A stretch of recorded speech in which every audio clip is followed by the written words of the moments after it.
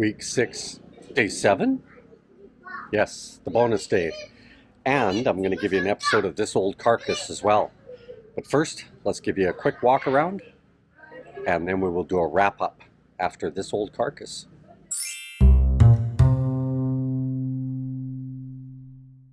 For the bonus day, the guys want to get all this phenolic, which is that black plywood. They want to get that all in, all the way down to the front of the house. The guys have already leveled out this area here, which is good. Michael and I are going to come in, and that height is actually good, guys. We'll just lay the water right in there, the water line. And we need to establish a wall positioning based on this screw, which has now been knocked all over the place. But anyway, from that pillar right there, we need to come down and then into what is going to be a wall segment here that divides the living room kitchen from the TV room. The TV room will not have a door on it.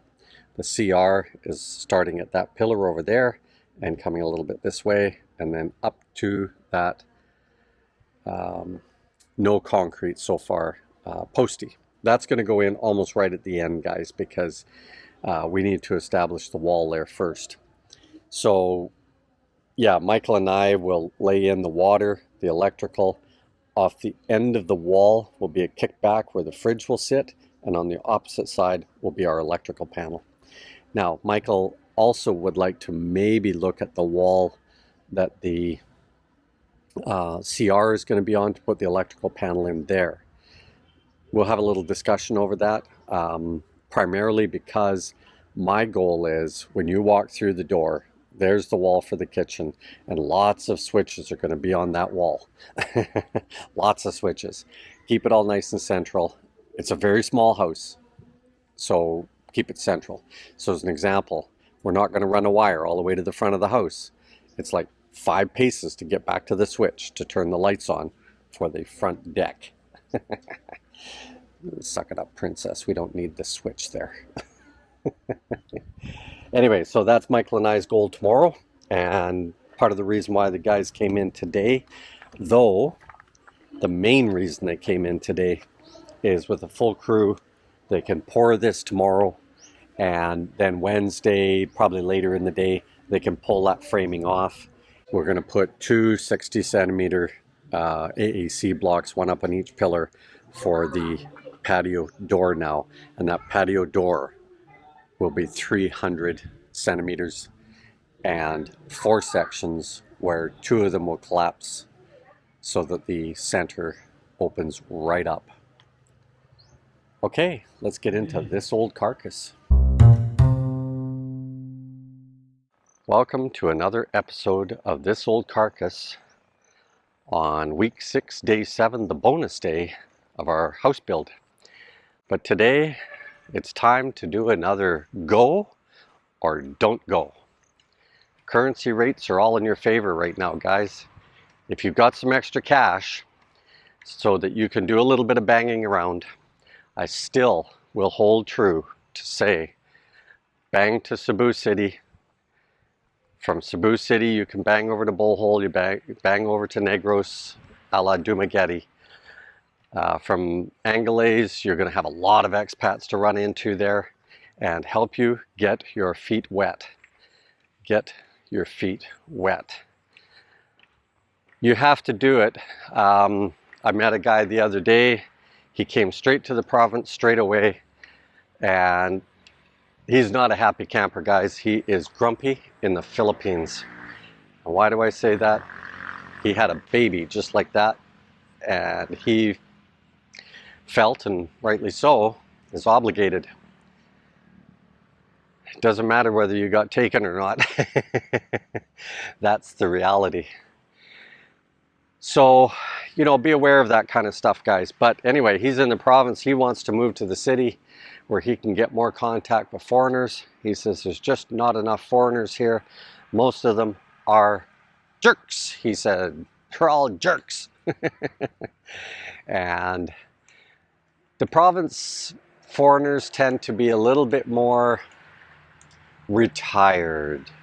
a little bit more family, okay? That's been my take on it because, again, we spent a lot of time in Angeles, okay?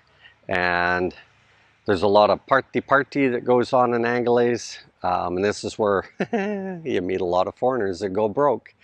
They get a little carried away, and then their check does not come in on time, or there's a bank holdup or something that doesn't get that money into their hands. So be aware of that. And as I mentioned in Philippine Forex all the time, you need to save. You need to save for medical, you need to save for emergencies, you need to save for all sorts of reasons. If nothing else, quality of life. If you're sitting at that, what I think is a minimum 60,000 peso a month requirement to live here, even though we're living in the province, guys, we are heading right towards that 60,000 pesos a month. Oh, what else? Yeah, but it is time to go, guys. The currencies are in your favor.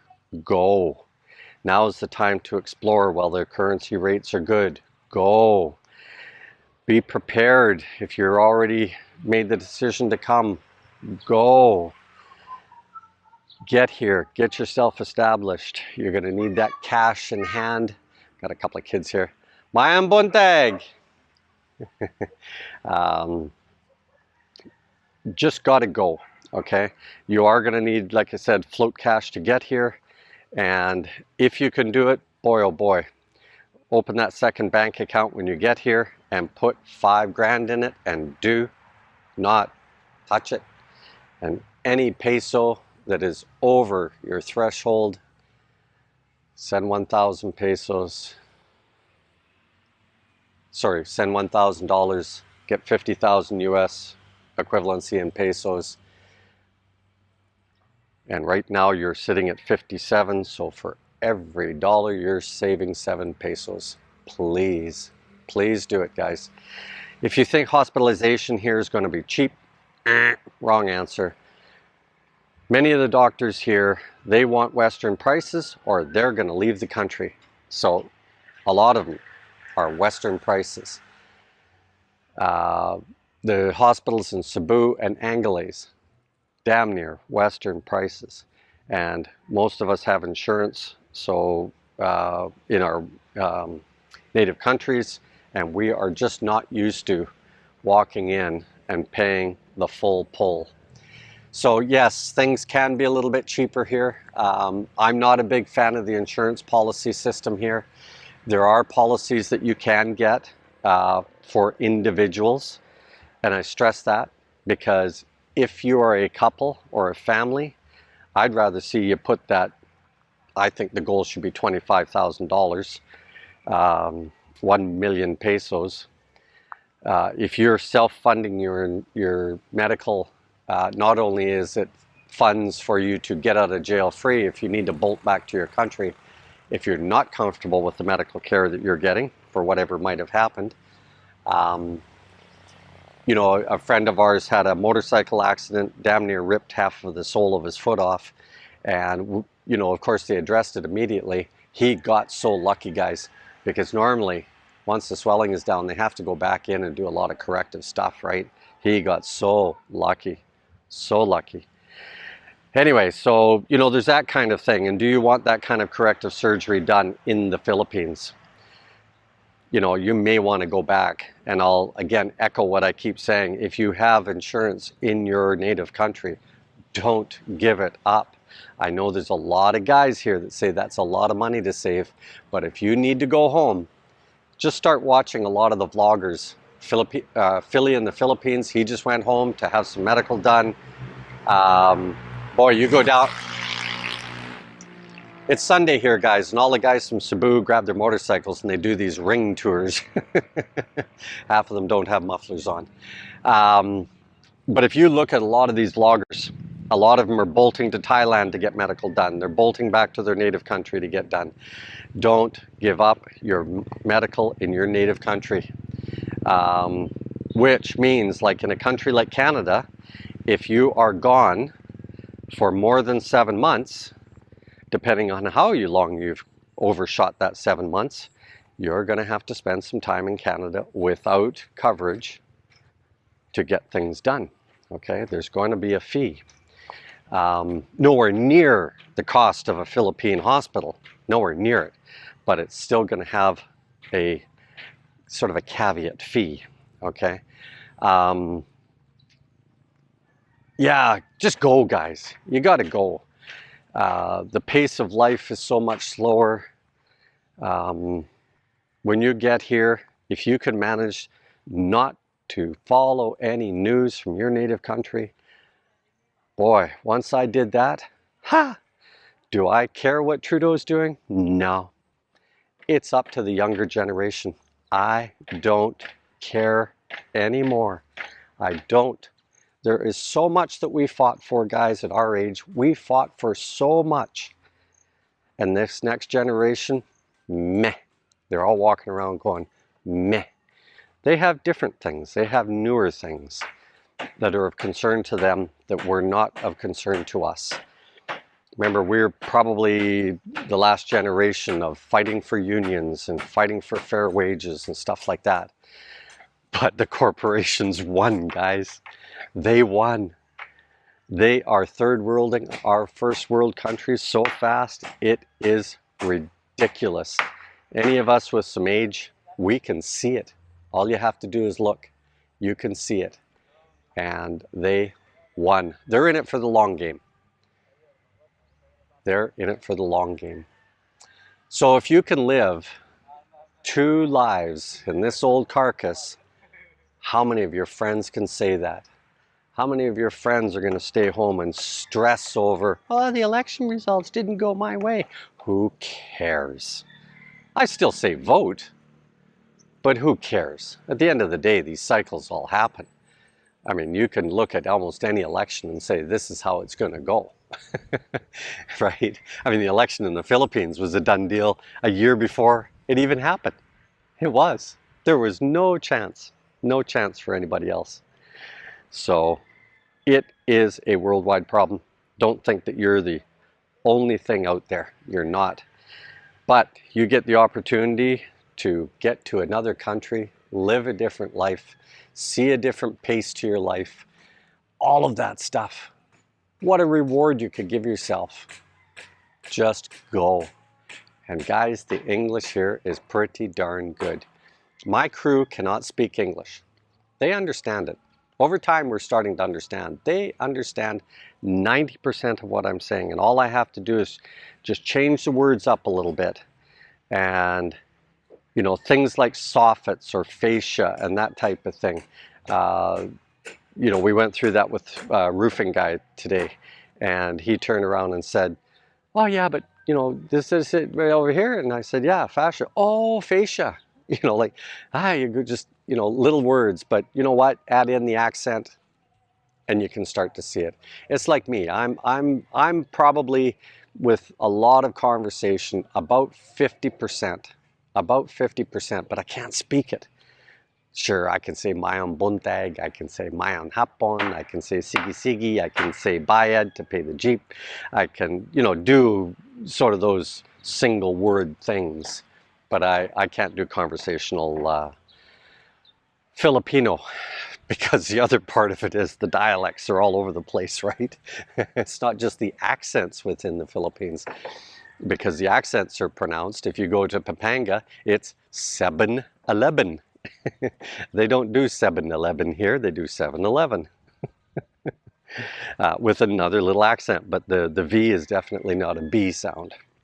Okay, that's a little episode of This Old Carcass embedded into week 6, day 7, the bonus day. Go, guys. Just go. Now is the time. Okay, I'm having a shower. I'm starting to shave. I only have this little mirror to shave by. And then all of a sudden I look up, and right in front of my face is that big bastard. Oh my goodness. Look at that thing. That has a span of about 6 inches. Boom! Guys, I wanted to give you a nighttime perspective. Right next door, that's the lady's flood lamp that floods the road with light. Ha! And that light, roughly in the middle of the camera, that is our light. It is dark.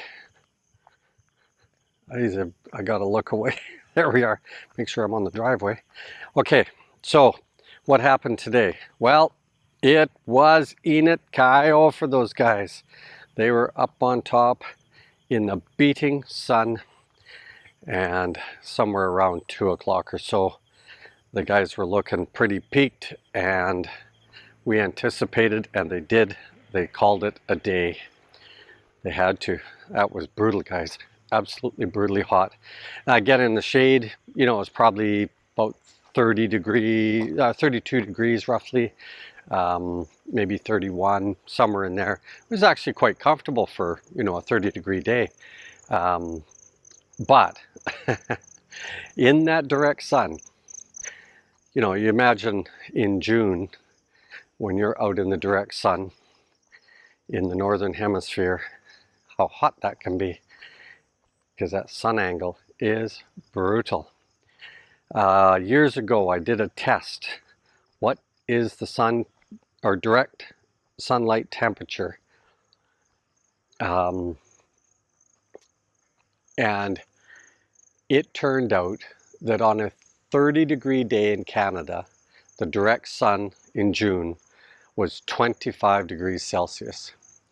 But I did the same thing in the Philippines on June 21st, that year that we were actually here, and 72 degrees, guys. 72, not 55, same temperature of the day. So there we go. That's how it was. It was brutally hot. So I kind of understand the umbrellas, though I hate the umbrellas. There we go. So I'm going to scoot through our non-locked fence, and this is all the light that we have. That's it. It is dark. It is really, really dark. And I doubt you can even see, no, can't even see the reflection off this street lamp that we have. But it is so dark. As I get back here, I wonder if you can see the stars. The stars are brilliant right now. Really, really brilliant. Anyway, this is how dark it is, guys. Let's call it a day. Later, Gators.